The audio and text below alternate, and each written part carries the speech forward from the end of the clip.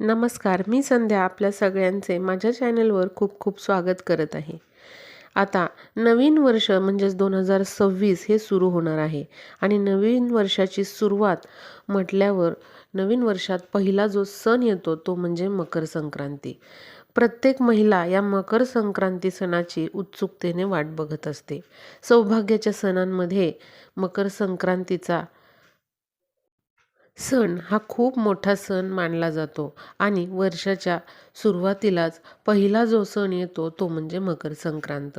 त्यामुळे बघा, मकर संक्रांत कोणत्या रंगावर आलेली आहे आणि मकर संक्रांतीचे काय नियम आहेत याविषयी अनेक प्रश्न सगळ्यांनाच पडलेले असतात.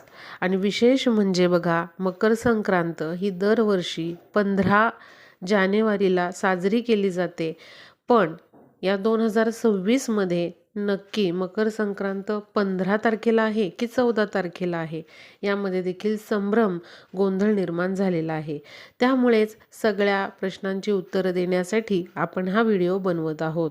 यामध्ये मी मकर संक्रांतीची तुम्हाला माहिती देणार आहे. याशिवाय मकर संक्रांत कोणत्या रंगावर आलेली आहे, मकर संक्रांतीला जे सुगड पूजन महिला करत असतात तर त्याचा शुभ काळ कोणता आहे, कोणत्या काळामध्ये तुम्ही सुगड पूजन करायचे आहे, कोणता रंग आपल्याला यावर्षी संक्रांतीला परिधान करायचा नाही, कोणता रंग तुम्ही संक्रांतीला घालू शकता हे देखील मी तुम्हाला सांगणार आहे.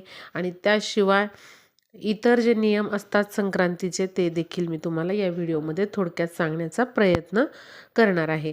तर बघा, यावर्षी म्हणजेच 2026मध्ये मकर संक्रांत आलेली आहे 14 जानेवारीला.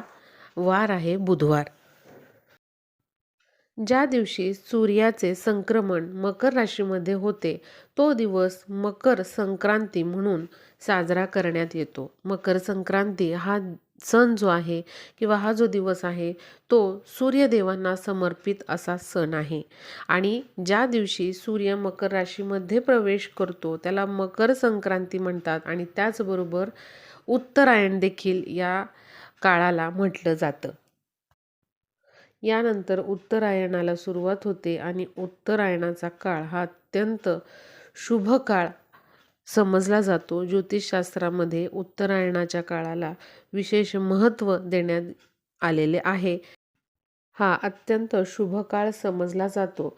त्यामुळेच मकर संक्रांतीचे काही नियम देखील पाळले जातात. मकर संक्रांतीला कोणता रंग परिधान करायचा, कोणत्या रंगाच्या वस्तू वापरायच्या, त्याचबरोबर नैवेद्य काय बनवायचा याविषयी देखील अनेक प्रकारचे नियम हे असतात.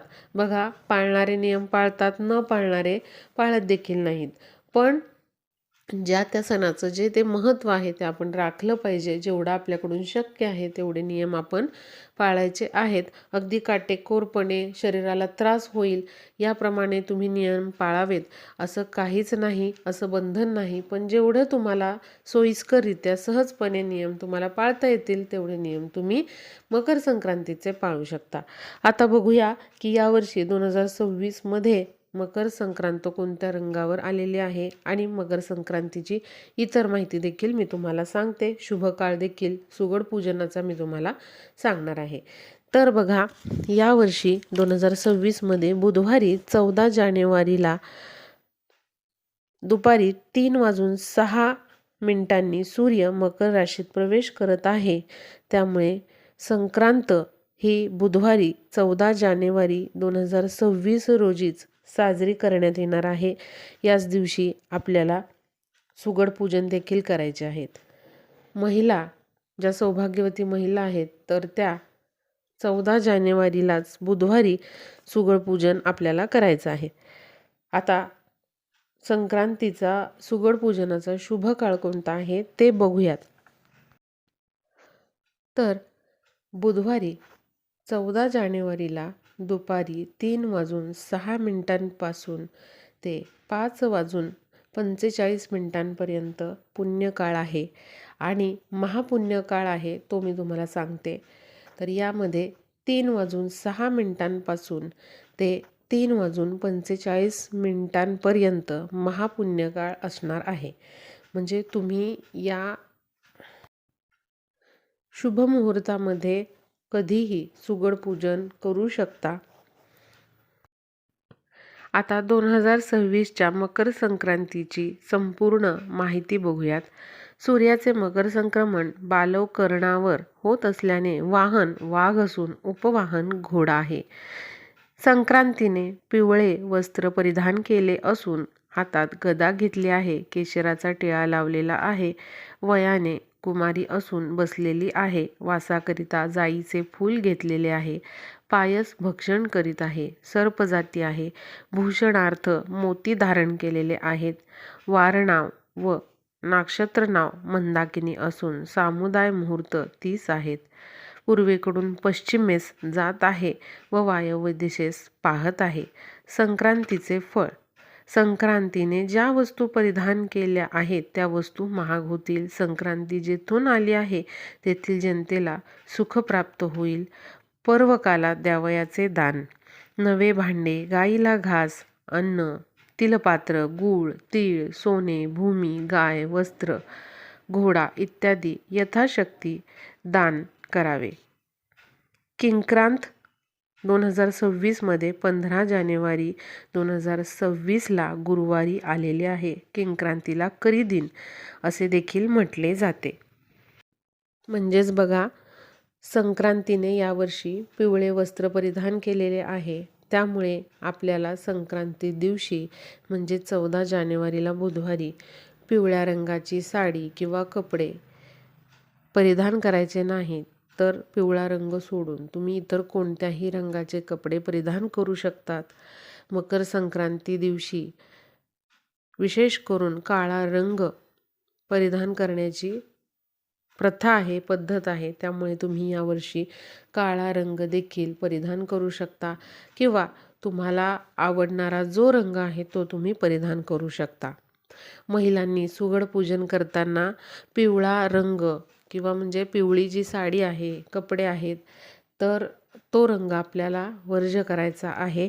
तर महिलांनी लाल, गुलाबी, हिरवा किंवा चिंतामणी कलर असे रंग तुम्ही परिधान करून सुगड पूजन करू शकता. आणि फक्त महिलांनीच नाही तर इतर सगळ्यांनी देखील पिवळा रंग सोडून आपल्याला दुसरे रंग जे आहेत तर ते परिधान करायचे आहेत. मकर संक्रांती दिवशी दान, स्नानाला विशेष महत्त्व आहे. त्यामुळेच बघा, मकर संक्रांतीचे हळदी कुंकू जे आहे तर ते केले जाते आणि यामध्ये महिला दुसऱ्या महिलांना वाण म्हणून एखादी वस्तू देत असतात. ते म्हणजे एक प्रकारचे दानच असते. त्यामुळे बघा, मकर संक्रांती दिवशी तुम्ही यथाशक्ती दान करू शकता. यामध्ये बघा, तीळ, गूळ हे दान करण्याला विशेष महत्त्व आहे. किंवा तुम्ही यथाशक्ती अन्नदान देखील करू शकता. फळांचे दान करू शकता.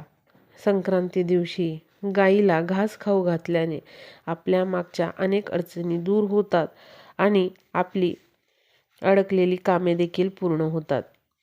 त्याचबरोबर बघा, संक्रांतीमध्ये काही कामे वर्ज्य करायची असतात. त्यामध्ये दात घासणे, कठोर बोलणे, वृक्ष गवत तोडणे, गाई म्हशींची धार काढणे, त्याचबरोबर कामविषयक पदार्थांचे सेवन करणे ही कामे संक्रांती दिवशी किंवा या काळामध्ये ही कामे करणं अशुभ समजलं जातं. त्यामुळे शक्य असल्यास आपल्याला या दिवशी बघा, एखाद्याला कठोर बोलणे किंवा अपमान करणे एखाद्याचा किंवा काहीतरी वाईट साईट बोलणे या गोष्टी टाळायच्या आहेत.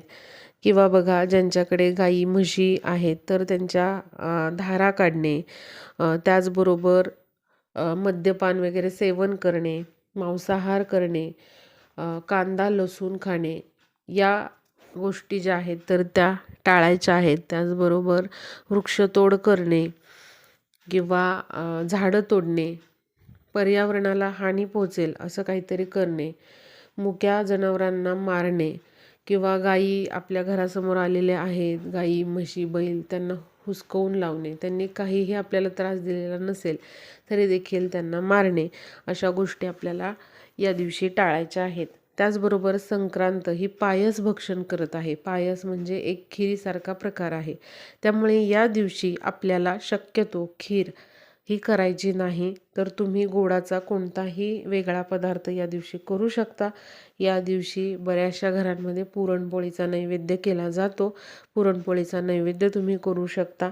ते शक्य नसेल तर इतर कोणताही गोडाचा पदार्थ तुम्ही नैवेद्यासाठी करू शकता. फक्त पायस म्हणजे काय, तर खिरीसारखा प्रकार जो आहे तर तो आपल्याला या दिवशी करायचा नाही.